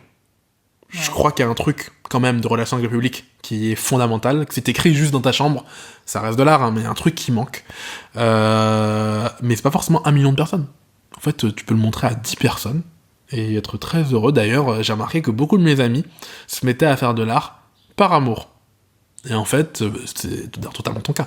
Il y a des gens qui font des œuvres d'art pour une personne. Et en fait, c'est beau une œuvre d'art pour une personne. C'est incroyable. Et il y a plein de gens qui sont des artistes d'une personne. Souvent par amour. Parce qu'ils font cette œuvre pour leur partenaire. Et je pense que c'est pas anodin que tes amis fassent ça. Parce que je trouve que, en tout cas, toi, tu dégages ce truc de...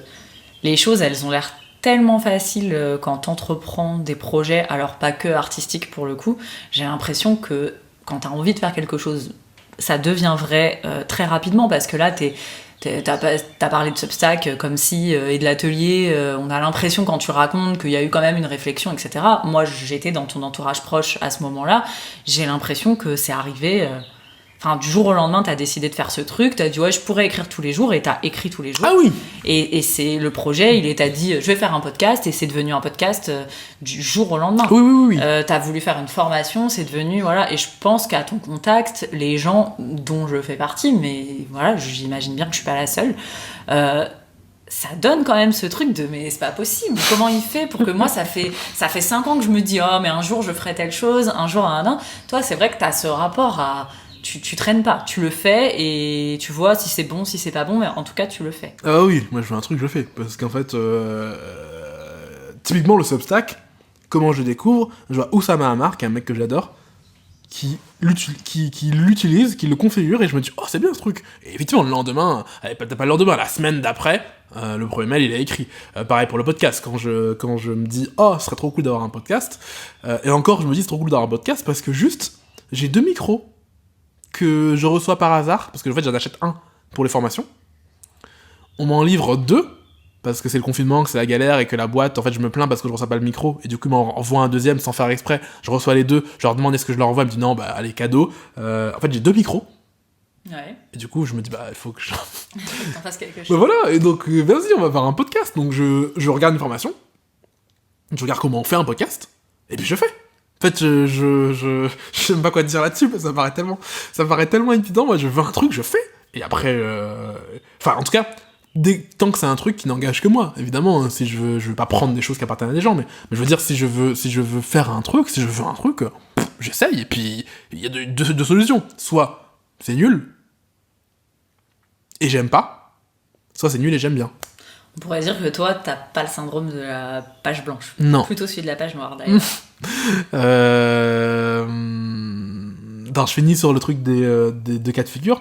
Je dis bien, soit c'est nul et j'aime pas, parce que le process, soit c'est nul et j'aime bien. Y a pas soit c'est bien. En fait, le premier truc que tu fais, c'est pas nul, tu vois, non, c'est pas nul, parce que j'ai... Après, c'est parce que j'ai l'expérience. En vrai, j'avais parlé du podcast avec Lucille, que j'adore, qui est le premier épisode. En fait, je l'adore, il est pas nul, mais c'est aussi parce que j'ai fait déjà plein d'interviews, dans le cadre de mon métier, je pratiquais l'interview. Est-ce que la première a été nulle ?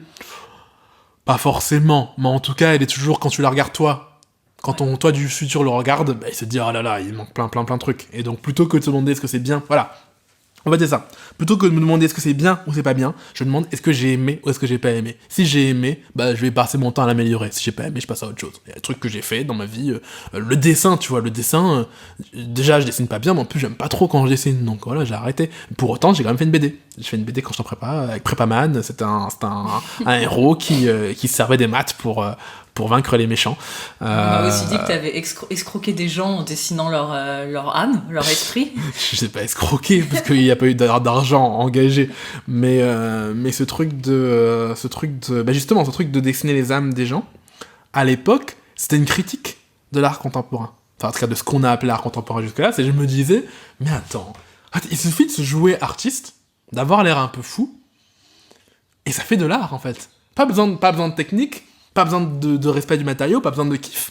Juste, je vais jouer à l'artiste, et c'est pas trop dur parce qu'en prépa, j'écrivais un message au tableau tous les jours. J'avais déjà une posture qui était très artistique. Je crois que je rattrapais inconsciemment le fait de pas avoir pu aller en prépa littéraire. Je voulais aller en prépa littéraire. J'ai rempli le dossier trop tard. Mon père m'a dit, mon père, ce qui est cool, c'est que c'est jamais mis en travers de ce que je voulais faire. Il m'a toujours dit, bah oui, mais par contre, il faut faire ci, ça. Et donc quand je dis à mon père, je fais un prépa littéraire, il me dit, oui, mais le dossier, c'est trop tard. Je vais essayer si tu veux, mais trop tard. Donc on essaye, mais on n'y arrive pas. Donc je me retrouve là, je fais des trucs, donc j'écris des phrases au mur comme ça, un peu l'ancêtre à nos pensées de l'atelier, tous les emails tous les jours, une pensée, micro-pensée, c'est déjà l'ancêtre de la micro-pensée. Et pourquoi je te racontais ça Que tu te moques de l'art contemporain. Oui, voilà. Donc en fait, j'ai déjà cette posture artiste et je me dis, tu sais quoi, je vais prendre les gens, je vais faire un gribouillis et je vais leur dire, ça c'est ton âme. Et je vais vraiment le jouer. Et donc je voyais un tel, je dis tiens, ça c'est ton âme. Et j'ai même fait au prof d'ailleurs, j'ai montré au prof son âme, ça a scandalisé mes camarades. Et d'ailleurs c'est ça qui me faisait rigoler, c'est que en fait, je comprends ce qui est grisant dans l'artiste contemporain, c'est que c'est là et c'est provoquant. Et j'ai été choqué, j'ai dessiné l'âme du prof, comment je peux oser. Et donc il est fou, les gens disaient il est fou, voilà, il est fou. Et je dessinais leur âme et les gens me disaient mais c'est pas mon âme ça. C'est juste un gribouillis moche. Je dis, mais comment t'as déjà vu une âme? Elle dit, non, je dis, moi je vois les âmes, et c'est exactement comme ça. Enfin, c'est pas que je dessine mal, c'est très réaliste. C'est juste une âme, c'est comme ça. Et les gens me disaient, ah, nan. Alors les gens qui rigolaient et tout. Et ce qui est marrant, c'est que 3 ans après, j'ai parlé avec une meuf sur Messenger, qui était convaincue. Et donc je disais aux gens, mais garde-le, hein. Et il y a des gens qui l'ont gardé d'ailleurs. Je disais, garde-le quand je serai connu, ça vaudra des millions ce truc. Qui est d'ailleurs une autre critique de l'art contemporain qui m'énerve, c'est ce truc de spéculation financière. Mais le garde-le, ça vaudra des millions. Et donc j'ai parlé 3 ans après avec une meuf qui m'a dit, mais et je lui disais, non mais je rigolais en fait pour les âmes. Elle me dit, je te crois pas. Vraiment, elle s'est dit, j'assumais plus, tu vois. Et je dis, mais non, mais je te jure, vraiment, je rigolais. La meuf n'y croyait pas. Et donc, en fait, c'est comme ça que j'ai développé mon premier rapport à l'art contemporain, qui, oui, selon moi, a un côté d'escroquerie. Et c'est pour ça que je le fais pas. Parce qu'en vrai, je sais très bien que j'aurais un public si jamais je faisais n'importe quoi. Je pourrais faire là n'importe quoi sur l'atelier. Et j'aurai un public. C'est sûr, je pourrais faire une vidéo de moi où je fais pipi par terre. C'est sûr qu'il y aura des gens qui trouveraient ça incroyable. Parce qu'en fait, il y a toujours des gens, c'est un des grands secrets, c'est qu'il y a toujours des gens qui trouvent un petit peu bien ce que tu fais. Il y a toujours des gens qui aiment pas, mais il y a toujours un peu de gens qui vont aimer, même, tu vois, qui vont trouver un truc dedans. Surtout si en plus tu joues le personnage à fond. Ouais. Et en fait, il y a ce truc, et c'est ce que je déteste avec l'opéra, ce que je déteste avec... En fait, c'est l'effet œnologie. Qu'est-ce que j'appelle l'effet œnologie? C'est que il existe, j'imagine, des vrais œnologues. Ouais. La plupart des gens sont incapables de reconnaître une bouteille à 5 € d'une bouteille à 150 € si jamais tu changes les emballages. Et donc ça veut dire quoi? Ça veut bien dire que c'est des escrocs. Quand ils sont là à dire voilà, le goût du tanin de je sais pas quoi, il est fruité avec un caractère, mais niquez-vous, arrêtez de n'importe quoi. Ça m'énerve, en fait, les gens m'énervent quand ils font semblant. Et il y a un conte qui m'a marqué, c'est la fable, je sais pas comment elle s'appelle, Le Roi est nu, la fable de l'enfant, je sais pas comment elle s'appelle. Les habits neufs de l'empereur. Les habits neufs de l'empereur, ça c'est bien, genre de la culture. Les habits neufs de l'empereur, donc, est la fable où t'as un empereur, j'ai fait courte, à qui un mec arrive et lui dit, je t'ai fait, mais comme, il fait exactement comme moi avec les âmes. Il dit, je t'ai dessiné tu vois, ce mec a prédit l'artiste, les escrocs contemporains. Il dit, je t'ai fait des habits tellement incroyables que personne ne les voit, à part les gens qui ont du goût. Donc le mec met les habits, évidemment il les voit pas parce qu'il est tout nu, et il dit putain j'ai pas de goût, je les vois pas. Donc il demande aux gens autour de lui, vous les voyez? Les gens ils veulent tous dire qu'ils ont du goût, donc il dit oui on les voit. Et il se balade, les gens disent bah attends il est tout nu, non c'est des habits, quand t'as du goût tu les vois pas? Ah si je les vois les habits. Et là un enfant arrive et dit mais il est tout nu. Et là tout le monde rigole et tout le monde explose de rire. Et je trouve que c'est j'aime bien vivre une vie comme ça, être la personne qui dit mais le roi il est nu. Et là c'est pareil, je sais plus pourquoi je racontais ça. On raconte ça parce que l'art contemporain. Non, c'était juste avant, non? Non. L'art contemporain, c'est ça. Oui, pourquoi je fais pas de l'art contemporain? T'as raison. Pourquoi je fais pas de l'art contemporain? Parce que j'ai l'impression que l'art contemporain, comme l'opéra et comme toutes ces choses-là, vont se baser sur le fait que les gens, la plupart, n'ont pas le temps de développer un goût, des références, un code, une vraie œnologie. Parce qu'il y a des gens qui peuvent vraiment voir un film d'auteur et l'aimer pour ce qu'il est. Mais il y a plein de gens qui font semblant d'aimer ce film d'auteur. Comme il y a plein de gens qui peuvent aimer la gastronomie d'un haut restaurant. Plein de gens font semblant d'aimer la haute gastronomie, parce que c'est très dur d'aimer la haute gastronomie. En fait, c'est chelou, la haute gastronomie. Tu l'aimes pas comme ça, il faut éduquer ton palais. Et donc, j'ai l'impression que, comme la bière t'aimes pas direct. J'ai l'impression que sur l'art, beaucoup de gens sont dans la situation d'un ado face à la bière. Ils font semblant d'aimer. Et comme ils font semblant d'aimer, comme ils connaissent pas les codes, comme ils voient pas ce qui est bien, ils sont obligés d'aimer ce qui est dans le passé, ce qui a été validé, et donc tu leur montres du booba, ils peuvent pas aimer, parce qu'ils ont pas les repères, et donc ils disent c'est nul. Et de toute façon, en vrai, tu leur aurais montré du La Fontaine à l'époque de La Fontaine, vu tous les codes qu'enfreignait La Fontaine, ils auraient aussi dit que c'est nul. D'ailleurs, à l'époque de La Fontaine, il y avait des gens qui disaient que c'était nul. Et c'est pour ça que ces gens-là n'aiment que le truc du passé. Ils ont besoin de quelqu'un qui va valider ce qui est bien pour savoir ce qui est bien. Et je suis convaincu qu'il y a dans les musées, il y a plein de gens qui sont là qui se font chier et qui le disent pas. Et même un opéra, il y a plein de gens qui sont là qui se font chier et ils le disent pas. Et parce qu'ils ont honte de le dire. Et ça m'énerve parce que je trouve que c'est un truc c'est profond chez moi, l'émancipation. L'envie d'émanciper ma personne et l'envie d'émanciper les autres. Et là, t'es pas émancipé. T'es esclave quand tu répètes. Quand tu répètes que La Fontaine, c'est bien parce qu'on te l'a dit, ou que Molière, c'est bien parce qu'on te l'a dit, bah t'es enfermé. Moi, je te le dis, Molière, je comprends pas. Je trouve ça nul à chier. Tu m'as expliqué ce qui était bien et je me dis, ah ouais, si je me pose dessus, il y a moyen que j'aime Molière un jour. Mais pour l'instant, Molière, je trouve ça nul à chier. Quand Booba dit je suis meilleur que Molière, tatoué sans muselière, ça me parle. Quand il dit je suis meilleur que Molière, je dis oui, Booba c'est meilleur que Molière. Oui. Et voilà, en fait, il y a ce truc de vraiment émanciper les gens, pense par toi-même. Et en fait, pas parce qu'on dit qu'un truc est bien que c'est bien. Et je trouve, et c'est pour ça que ça m'énerve ces arts-là, que dans l'art classique, malheureusement, il y a trop de ça. De gens qui aiment parce qu'on leur dit qu'ils aiment et qu'ils étaient obligés au lycée d'aimer ça. Ce qu'il y a moins dans le rap. Encore une fois, le rap, et puis d'autres arts, hein, les arts qui sont pas encore devenus cristallisés, qui sont pas encore devenus dominants, bah t'es obligé de faire ton propre goût. Et encore, je dis pas ça dans le rap, en fait, si, il y a déjà ça dans le rap. Les gens qui n'aiment pas le rap te diront oh, IAM, MC Solar. Alors qu'en vrai, IAM, MC Solar, les gars, c'est pas ouf. Alors IAM, on pourra en débattre. MC Solar, on pourra en débattre aussi. En fait, si, c'est bien. Mais en fait, ils t'en parlent. En fait, c'est des gens qui vont te dire Youssoupha, c'est incroyable. Mon kiné, il dit ça la dernière fois. Désolé si mon kiné m'écoute, parce que je sais que parfois il écoute. Il émettait du Youssoupha. Dernier album de Youssoupha, et il avait une stagiaire qui voulait mettre le dernier album de Booba, et il dit mais non, mais attends, mais Booba par rapport à Youssoupha, c'est pas comparable, enfin, s'il te plaît, en rap, et j'ai envie de lui dire, mais c'est l'inverse en fait, tu trouveras personne de sérieux dans le monde du rap qui a un goût, qui est éduqué, qui te dira que Youssoupha c'est mieux que Booba. Il y a des débats, tu vois, on peut débattre entre Booba et je sais pas, et Ayam, je peux l'admettre. Mais mais du Diams, du Youssoupha, ces gens qui écrivent comme ça de manière j'ai mangé un chien, ils disent ouais j'ai mangé un chien et ça rime avec un, tu vois, enfin c'est pas ouf, c'est pas nul, tu vois, je dirais pas que Youssoupha c'est nul, j'adore Youssoupha, c'est bien, c'est même très bien, mais c'est pas dans la légende de cet art. Et donc ça commence en vrai dans le rap. Quand j'ai fait sur LinkedIn une semaine avec Booba, plein de gens m'ont dit pourquoi tu as pas d'Ayam, pourquoi tu as pas d'NTM? Je dis mais les gars, c'est un truc de ouf, vous êtes toujours bloqués dans le truc du passé qu'on vous a dit qu'il était bien. En même temps, aujourd'hui, dire que t'aimes pas Booba dans le rap, tu peux dire que tu aimes pas le personnage, mais si tu reconnais pas son art, on te prendra pas trop au sérieux. Ah oui, mais j'affirme. Il y a bien des codes aussi. Oui, les gens qui s'y connaissent en rap, les gens qui s'y connaissent en rap, tu leur dis que t'aimes pas Booba, ils sauront que tu connais pas le rap, ils te regardent comme un guignol, parce que tu es un guignol. Mais enfin, en tout cas, si tu prétends connaître, t'as le droit de pas connaître. Mais je veux dire, les gens qui disent, voilà, le vrai rap, c'est Hugo TSR. Excuse-moi, c'est marrant. C'est pareil avec Molière. C'est-à-dire les vrais gens qui aiment le théâtre peuvent dire oui. Si t'aimes pas Molière, tu mais c'est ce que je disais. Pas le théâtre classique. C'est ce que je disais. Je vois bien qu'il y a des gens qui aiment vraiment le cinéma d'auteur. Je vois bien qu'il y a des gens qui aiment vraiment Molière. Je vois bien qu'il y a des vrais œnologues. L'œnologie est une vraie discipline.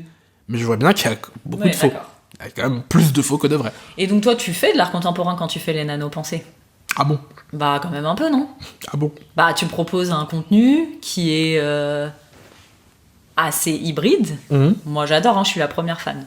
Mais du coup, t'estimes pas là que toi tu proposes un contenu qui pourrait ne pas être compréhensible par tous et pas lisible pour tout le monde? Bah, c'est pas ma définition de l'art contemporain. Mais ce qui est vrai, c'est qu'à chaque fois que j'écris les nano-pensées, je frise avec l'escroquerie. D'accord. Et donc je me demande toujours de quel côté de la barrière je suis. Parfois j'écris des trucs, tu vois, j'écris un mot, puis un mot, enfin, juste un mot, je me dis, oh, quand même, ça c'est de l'escroquerie. Et comment j'essaie de différencier le truc, c'est que j'essaye pas de jouer un truc, tu vois, j'essaie pas de jouer un artiste fou qui te balance des fulgurances, c'est juste, je suis là, j'ai envie d'écrire un mot par un mot, parce que je suis là, c'est mon délire, et je sais que de toute façon pas beaucoup de gens vont me regarder, c'est ce qui est cool dans l'atelier, c'est que la partie premium, il y a que 100 personnes, donc je peux, par rapport aux 3500 du reste, je peux écrire à petite échelle, et au pire c'est nul. En fait, c'est ça le truc, c'est que je me dis, au pire c'est nul, j'écris un mot par un mot, c'était marrant, au pire c'est nul, les gens ils kiffent, et pour le coup, il y aura personne pour leur dire c'est bien. En fait, le problème de l'art contemporain, à la base, je répète, l'art contemporain, ça aurait dû être une proposition qui me séduit. C'est plutôt bien comme idée. Et le problème, c'est qu'il y a eu, pareil, des gens qui disent ce qui est bien et ce qui est pas bien. Un monochrome, c'est bien. Un peu qu'on s'appelle le Klein, je crois. Le monochrome de machin Klein, là, c'est bien. L'urinoir, machin, c'est bien. Voilà. Et t'as pas on n'a pas laissé aux gens leur esprit critique de dire ça j'aime bien, ça j'aime pas. Probablement qu'il y a des gens qui aiment le monochrome. Envoyez-moi un mail, nicolas.galita@gmail.com. Si vous aimez un monochrome, envoyez-moi un mail pour que je puisse comprendre qu'est-ce que vous aimez dans un tableau qui est totalement bleu. Mais probablement qu'il y a des gens qui... je vois pas comment ils peuvent aimer, mais imaginons il y a des gens qui aiment le monochrome. Mais au moins c'est leur esprit critique. En fait, ça m'énerve autant que toi, la Joconde t'énerve. J'ai jamais compris pourquoi la Joconde t'énervait à ce point, parce que moi je trouve que c'est un tableau qui est cool, le truc te suit des yeux, enfin, dans tout ce qu'on va présenter dans la peinture, c'est le seul truc intéressant. C'est-à-dire que là, je suis là, on montre des femmes nues avec des raisins, on montre des coupes de raisins et de fruits, on montre des époques que je ne comprends pas dans des contextes que je comprends pas, et c'est d'ailleurs un problème, c'est que il te manque le contexte, du coup pour apprendre cet art, faut te retaper le contexte. Et là, on montre une meuf qui me suit des yeux quand je bouge. Au moins un peu d'animation, moi c'est cool, tu vois, la Joconde, je vois l'intérêt. Putain, ça t'énerve. Qu'est-ce qui Allez t'énerve voir la Joconde au Louvre et faites-vous votre idée. Mais du coup, qu'est-ce qui t'énerve dans la Joconde? Mais c'est pas moi qu'on interroge là. Mais... qu'est-ce qui m'énerve dans la Joconde? Je sais pas, c'est surcoté. Voilà. Y a pas tellement de... Voilà. Tu vois, le premier mot que t'as dit, c'est surcoté. Et c'est pareil pour l'opéra. Je trouve que l'opéra est surcoté par les gens qui le consomment. Je trouve que Molière est surcoté par les gens qui le consomment. Je trouve que les classiques sont surcotés par les gens qui les consomment. Et que je vois bien qu'ils ne sont pas... Tu vois, toi, pour le coup, je te reconnais comme étant quelqu'un qui apprécie vraiment l'art. Au début, je te parle de rap, tu me dis, oh, le rap, je sais pas quoi. Je te montre du rap, tu me dis, ah, j'avoue, c'est de la poésie.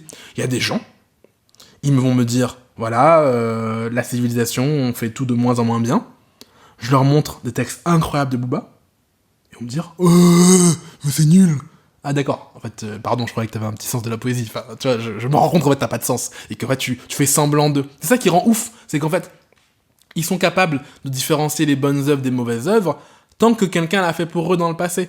Donc ils peuvent dire, voilà, l'Avare de Molière, c'est une grande œuvre. Mais ils ne le comprennent pas, ils ne font que le répéter. La preuve, quand je leur montre une autre œuvre d'art de maintenant, que personne n'a validé, ils sont plus capables de valider. Oui, et puis de toute façon, c'est des gens qui auraient pas aimé Molière ou Baudelaire de leur temps. Ils étaient détestés et c'était compliqué parce que justement, ils sortaient des codes. Donc voilà. Du coup, toi, tu monétises les nano-pensées. Tu fais de l'argent avec, un peu. Bon, pas que, mais un petit peu. Et j'ai écouté le podcast avec Jessica. Alors, je l'ai pas écouté entier encore. Mais vous parlez du fait que l'argent, c'est un peu tabou, faire de l'argent dans l'art, etc. Et moi, j'ai trouvé que c'était tabou pendant un temps. Après, tu m'as pas mal expliqué en quoi fallait pas que l'argent et l'art, ce soit tabou. Mais... ce que je me dis, c'est, par exemple, toi, je crois que ton article qui a le plus de vues, c'est Pokémon Go, un article sur les Pokémon. C'est pas ce que t'aimes faire, même si j'ai rien contre Pokémon Go, hein, mais voilà, c'est pas ce que toi t'aimes faire. Est-ce que à partir du moment où tu fais de l'argent sur l'art, ça va pas forcément t'amener à faire ce que les gens ils veulent, au lieu de continuer à faire ce que toi tu voudrais explorer? Tu vois, moi, c'est plus ça ma limite dans le fait de monétiser vraiment, c'est que à partir du moment où ça devient un produit, tu veux que le produit il plaise au client. Alors que l'art, peut-être c'est ma vision, tu vas me corriger, mais pour moi l'art c'est le contraire, c'est ton expression artistique et advienne que pourra. Oui, c'est une très bonne question de Merci. comment l'argent peut tout gâcher. Oui, l'argent peut tout gâcher. Alors, je rajoute immédiatement, alors ça dans un séminaire, je rajoute en troisième immédiatement que les likes gâchent tout aussi et qu'on n'en parle pas tant que ça. Bah, on te laisse en parler, vas-y. Tu vois, les likes, c'est un truc que je sors du livre Show Your Work d'Austin Kleon. Il te dit les likes ont le même effet que les euros. Et c'est vrai, en fait. T'as aussi envie de faire un truc que les gens like. Et il y a moins ce tabou entre le like et l'art, pourtant. Mais le like, c'est pareil. Le like peut te faire perdre ta boussole. Ma règle là-dessus, c'est que... Alors moi, déjà, je triche parce que je ne monétise pas directement mon art. En fait, Ouais. je fais l'atelier, les gens reçoivent un email tous les jours, et une fois par mois environ, je leur vends une formation. Ouais. Et donc, c'est les formations Qui te rapporte de qui l'argent. vraiment rapportent de l'argent. C'est pas la partie premium, ça rapporte un peu d'argent, mais pas tant que ça. Il rapporte beaucoup d'argent, c'est les formations. Donc, déjà, tu peux essayer de déconnecter ton... En fait, on va venir à une théorie qui s'appelle les 1000 fans, que j'adore. La théorie des 1000 fans, c'est quoi? C'est le fait de se dire, en fait, t'as pas besoin, justement, de faire des hits. T'as besoin d'avoir juste 1000 personnes qui sont prêtes à acheter tout ce que tu fais. 1000 personnes qui sont prêtes à acheter tout ce que tu fais, ça veut dire que si jamais t'arrives à leur vendre en moyenne par an pour 100 euros, t'as 100 000 euros. Là, Ouais. alors c'est un revenu brut, il faut en diviser par deux, mais t'as largement de quoi vivre. Même, tu peux avoir 100 fans qui sont prêts à acheter dans l'année pour 1000 euros ce que tu fais, pareil, tu as de quoi vivre. Ça, c'est possible uniquement si tu vends en direct. Donc D'accord. t'as deux grands types d'artistes, t'as les artistes qui vendent pas en direct, tu vois, les youtubeurs, un Cyprien par exemple, il ne gagne pas beaucoup d'argent par rapport à l'audience qu'il a. Pourquoi? Parce qu'il monétise avec de la pub, il ne vend pas un produit directement. Une auteure, une autrice comme J.K. Rowling, par rapport au nombre de livres qu'elle a vendus, elle est pas très riche en fait, Ouais. parce qu'elle touche un petit pourcentage de ce qu'elle vend, parce qu'elle demande à des gens de vendre pour elle. À partir du moment... Et les gens prennent beaucoup, je sais pas si les gens savent, mais sur un livre, tu ne touches que 8% environ du livre. Pareil sur YouTube, pareil sur plein de trucs. Dès que tu vends pas le produit en direct, tu touches un pourcentage, puisqu'en fait, soit quelqu'un vend pour toi, donc cette personne prend l'argent, prend sa part, et c'est normal, quoique parfois elle en prend beaucoup. Parce qu'en fait, ce qui est injuste, c'est qu'elle en prend même à l'échelle, tu vois. C'est-à-dire que quand elle prend en pourcentage, quand tu fais un deal d'un livre en pourcentage, ok, peut-être que les 30 000 premiers euros, ça récompense l'éditeur pour les risques qu'il a pris, etc. Mais si t'en vends des millions et des millions, il y a un problème, il faudrait devoir renégocier les contrats. D'ailleurs, beaucoup de rappeurs se sont cassés les dents là-dessus parce qu'ils avaient signé des deals en pourcentage et ils se sont rendus compte qu'il y avait un problème dans cette histoire. Soit tu vends direct... Donc, soit quelqu'un vend pour toi, soit tu vends le produit de quelqu'un d'autre. Alors c'est le pire, c'est la pub. La pub, pourquoi ça rapporte si peu? C'est que Coca-Cola te demande de vendre son produit à sa place. Et évidemment, Coca-Cola va pas sur 1,50€ de canette, il peut pas te donner 1,50€, il va te donner 1 centime, il va te donner 2 centimes, il va te donner 3 centimes. Donc vaut mieux que tu sois Coca-Cola, vaut mieux que tu vendes toi le produit directement.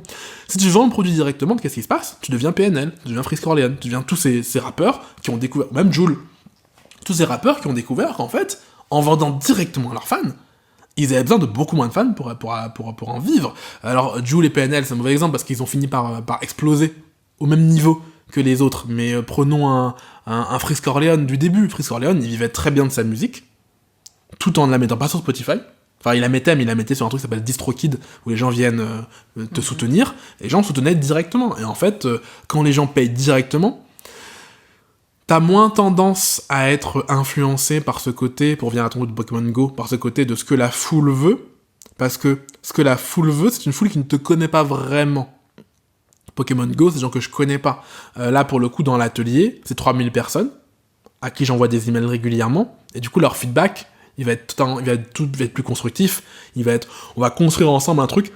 Je peux leur dire non. Parfois, donc on a un groupe WhatsApp avec les premiums. Ils me font des propositions. Des gens m'ont dit les nanopensées, ça devrait s'appeler les. Comment ils voulaient l'appeler déjà? Je sais plus.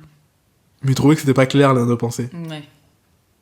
C'était poésie, un truc avec poésie. Ouais, nano-poésie, un truc comme ça. Et j'ai dit, mais non, c'est bon, on va pas appeler une lettre de motivation, on va pas appeler un truc poétique, poésie, tu vois. Donc j'ai refusé la proposition de mes abonnés. Mais c'est un dialogue, et c'est un dialogue beaucoup plus sain que ce que tu peux avoir quand tu es quelqu'un qui a pas la relation directe avec les fans et qui a un trop grand nombre de gens qui te suivent. Quand t'as plein de gens qui te suivent, c'est compliqué. Il y a l'effet. Après que Nekfeu s'est un peu retiré il va revenir, mais c'est un peu pris de distance avec la musique parce qu'il avait ce côté, il avait des j'aime pas le mot groupie, mais il avait des fans, mais qui sont des fans pour autre chose que l'art en fait. Ouais. Nekfeu, c'est pas des fans de rap. Alors il y a aussi des fans de rap qui aiment Nekfeu, moi j'adore Nekfeu, c'est un très bon rappeur, mais dans son public, il y a plein de gens qui en fait sont pas des fans de rap, c'est juste qu'ils sont fans du personnage, de ce qu'il a été créé, etc. Pareil pour Diams, dans Diams il y a plein de gens, c'est pas des fans de rap en fait, et du coup tu as des publics annexes comme ça, qui vont t'influencer, et effectivement, qui vont te pousser à diluer ton art. Mais si tu restes sur ton cœur de fan du début, bah lui par contre il va plutôt te pousser à te surpasser dans ton art. Je pense que la relation la plus saine c'est d'avoir un petit groupe de fans qui te connaissent bien, que tu connais bien, et qui du coup vont te pousser, vont te faire des vrais feedbacks. Et pas juste, tu vois, quand Orelsan, je trouve qu'Orelsan résume bien ça, dans son album, il dit, un fan m'a dit, t'es devenu trop commercial, j'ai dit, je sais pas ce que ça veut dire trop commercial. Et il a dit, quand tout le monde aime bien, c'est que c'est trop commercial. Et dans une autre chanson, il dit, tu préférais quand j'étais moins connu, Ouais. mais quand j'étais moins connu, tu me connaissais pas non plus. C'est-à-dire que t'es arrivé après et t'as écouté ce qu'il y avait avant. Et donc en fait, il y a un truc de, si jamais je me concentre sur les fans du début, ben, il y a moyen que je me perde pas trop en chemin. Tu vois, après ça dépend de ce que tu veux être, hein. Si tu veux être... Booba lui a fait le choix inverse. Booba, il a fait le choix de... Il annonce... Mais en même temps, Booba, c'est quelqu'un qui fait de l'art pour faire de l'argent. Il assume dès le début. Donc il le dit dès le début, il dit... je connais pas le vers par cœur, mais en gros, il dit si t'achètes pas mes disques, je vais devoir en refaire, ça me saoule, j'ai pas que ça à faire, moi je veux être à Miami et kiffer la life. Et c'est ce qu'il a fait. Plus la musique de Booba avance, et plus le message est dilué. Au début, il fait des chansons avec un texte, mais il faut l'écouter 40 000 fois pour comprendre. Les derniers textes, il faut l'écouter 4-5 fois pour comprendre, tu vois. Plus il a avancé, plus il a dilué, parce qu'il a voulu aussi suivre les nouveaux publics et évoluer. Et c'est très respectable aussi. Mais en tout cas, si jamais c'est ton art que tu veux protéger, je pense qu'il faut que c'est pas mal d'avoir un rapport direct avec tes fans du début, en tout cas. En tout cas, avoir une petite communauté de fans que tu connais. Pas personnellement, mais que tu connais un peu quand même. Donc toi, tu fais de l'art pour faire de l'argent ou... Parce que là, tu peux pas me dire que tu veux pas d'argent avec ton art. Oui, mais c'est pas pour ça que je fais de l'art. Parce que si je faisais de l'art pour l'argent, j'aurais fait d'autres trucs, tu vois. J'aurais fait Pokémon Go, tout le temps. Donc t'as pas l'impression d'avoir été... d'être contraint par tes abonnés. Non, parce que justement... De faire des choses que t'as pas envie de faire. Non, parce que justement, c'est pas mon art qui rapporte de l'argent directement. En fait, les gens viennent, s'abonnent, et c'est des formations. Les formations n'ont rien à voir avec l'art en lui-même. Donc, est-ce que les gens me poussent ? Je suis en train de réfléchir en même temps que je te parle. Est-ce que je fais des trucs parfois... Non, parce que, en fait, le truc, c'est que je suis tellement obsédé par faire un meilleur truc selon mon propre critère, qu'en vrai, le critère des gens... Tu vois, prenons l'article... j'ai fait un article sur peut-on débattre avec l'extrême droite. Ouais. J'ai trouvé génial cet article. Mais vraiment, je trouve ça, ce que j'ai fait, je trouvais ça trop bien, hein, en termes de vulgarisation. Alors j'ai été prendre plein de trucs de plein d'autres gens, hein, ça j'ai pas inventé. C'était mal payé. Première semaine, très mal payé. C'est-à-dire que je fais 1000-1500 vues sur une semaine, ce qui est la tranche basse de ce que je fais. C'est pas grave. En vrai, j'ai passé un incroyable moment à l'écrire. En fait, j'écris pour moi du passé, voilà. J'écris en permanence pour le mois du passé. J'écris ce que j'aurais moins aimé consommer l'année dernière. Et c'est ça ma seule option. S'il y a un truc que j'aurais pas aimé lire, je vais pas te l'écrire. C'est pour ça que Pokémon Go, j'ai fait un article parce que c'est ce que je voulais lire. À un moment où tout le monde méprisait Pokémon Go, on arrive toujours à cette histoire de la culture méprisante. Ouais. À un moment où tout le monde méprise culture Pokémon Go, je leur dis mais allez vous faire foutre en fait. Pokémon Go c'est bien, c'est pas moins bien que du foot. Pourquoi vous méprisez pas le foot alors que vous méprisez Pokémon Go? Mais j'ai pas refait parce que c'est plus ce que j'ai envie de lire. Là c'est pareil, j'ai écrit ce que j'avais besoin de lire, c'était mal payé. Et après, par un hasard total, le truc a explosé. C'est devenu un de mes articles les plus lus. Alors ça m'a avancé plein de problèmes, parce que ça a été aussi lu par des gens à l'extrême droite, mais c'est accessoire, en vrai. Ça fait plaisir, ça rapporte de l'argent, parce que chaque abonné, ça m'a rapporté 300 abonnés, et chaque abonné indirectement me rapportera de l'argent pour les formations. Mais c'est un détail. En fait, ce qui est important, c'est que... En fait, voilà, l'art, c'est vraiment un hobby chez moi, c'est vraiment une occupation. J'avais un week-end, je sais pas ce que j'aurais fait de mon week-end si j'avais pas écrit cet article. Voilà, donc je fais de l'art comme d'autres en consomment. C'est-à-dire que les gens vont regarder des films, ça les occupe, moi j'ai écrit à la place d'écrire un article. D'accord. Bon, comme c'est moi qui finis le podcast, j'ai 2 choses pour finir. La première, si tu devais recommander une œuvre d'art, tout art confondu. Oh. Ah, c'est dur comme question, hein. Je la pose toujours aux gens et je suis étonné parce qu'ils ont toujours ils ont toujours une seconde où je vois qu'ils sont déstabilisés par la question. J'avoue, c'est dur alors que je l'ai posé plein de fois. En fait, c'est dur, il faut en recommander qu'une.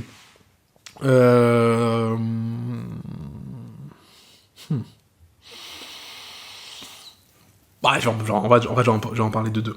Je vais parler de La part de l'autre et de 3096 jours.